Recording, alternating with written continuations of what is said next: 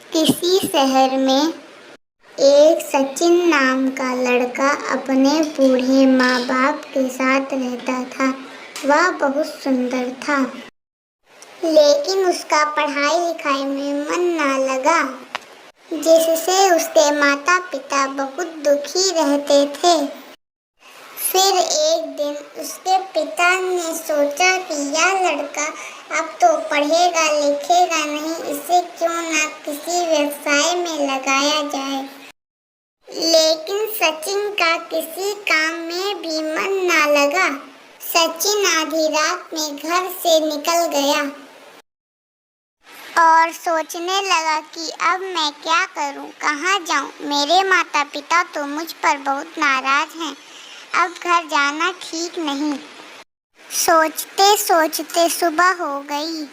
इसी सोच में वह काम की तलाश में निकला, पर उसे कहीं काम न मिला। वह रोने लगा। तभी उसे एक बबीता नाम की लड़की मिली। बबीता ने उससे रोने का कारण पूछा। बबीता ने कहा कि तुम क्यों रो रहे हो, मुझे बताओ, शायद मैं आपकी कुछ मदद कर सकूं। बबीता के पूछने पर सचिन ने अपनी आप बीती बताई। यह सब सुनकर बबीता की आंखें भी भर आईं। वह उसे अपने घर ले गई और उसने सचिन की खूब खातिरदारी की।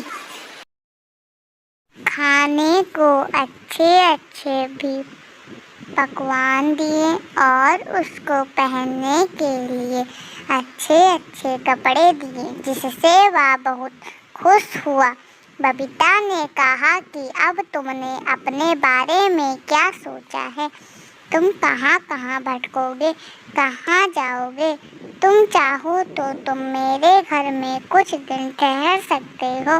बबीता के इतना कहने पर सचिन ने मन में सोचा कि शायद यही सही है, मुझे बबीता के घर पर कुछ दिन रुक जाना चाहिए।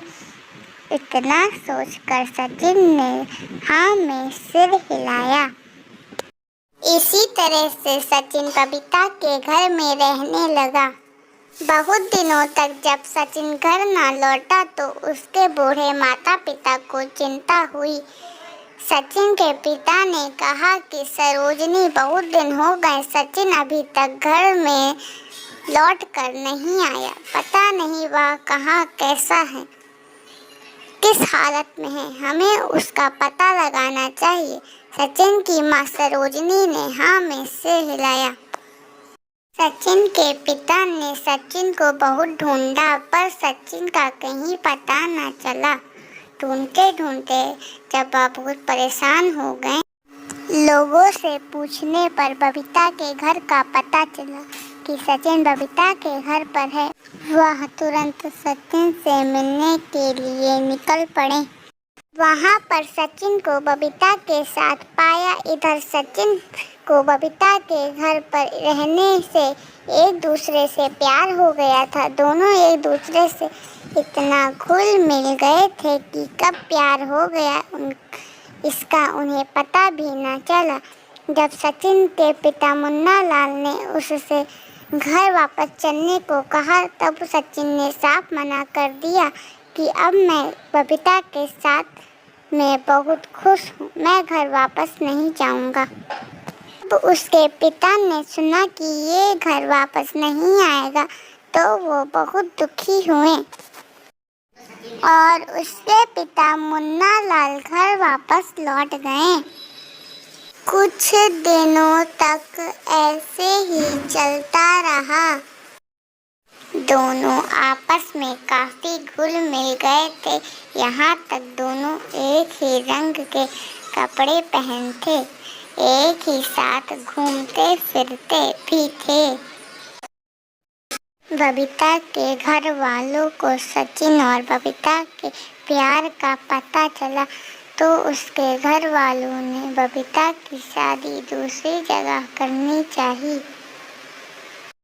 जब बबीता के घर वालों ने बबीता से कहा कि मैंने तुम्हारी शादी एक नवीन नाम के लड़के के साथ तय कर दी है, तो बबीता बहुत रोई।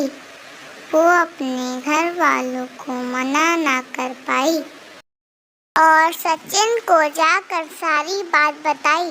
सचिन ने जब ये सुना, उसके होश उड़ गए और सचिन की तबीयत उस दिन से खराब हो गई। बबीता की शादी एक नवीन नाम के लड़के के साथ हो गई। वह खुशी खुशी अपने पति के साथ रहने लगी। सचिन 6 महीना तक बिस्तर पर पड़ा रहा और ज़्यादा तबीयत खराब हो जाने के कारण उसे निमोनिया बुखार आ गया। अब उसकी देखभाल करने वाला कोई नहीं था।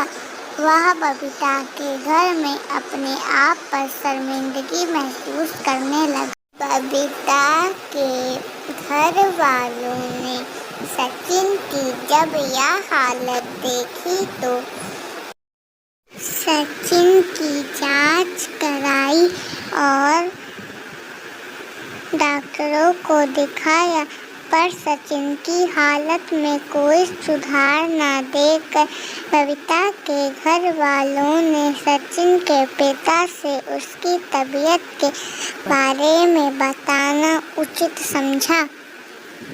फिर बबीता के पिता ने जाकर सचिन के पिता मुन्ना लाल को सारी बात बताई।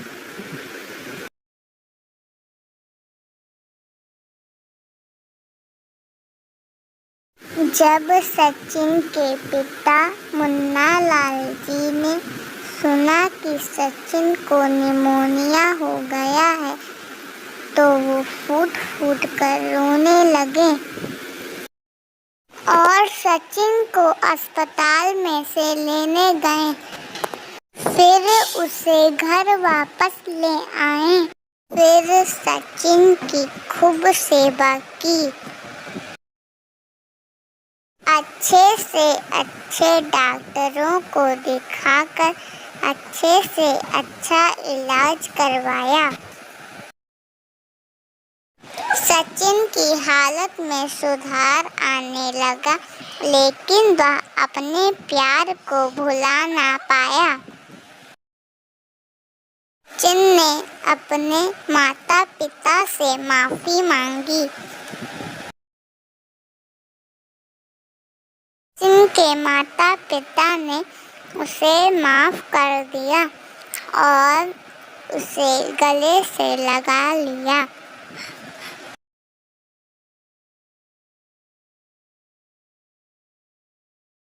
उस दिन के बाद से सचिन अपने पिता के कारोबार में हाथ बटाने लगा और खुशी खुशी रहने लगा।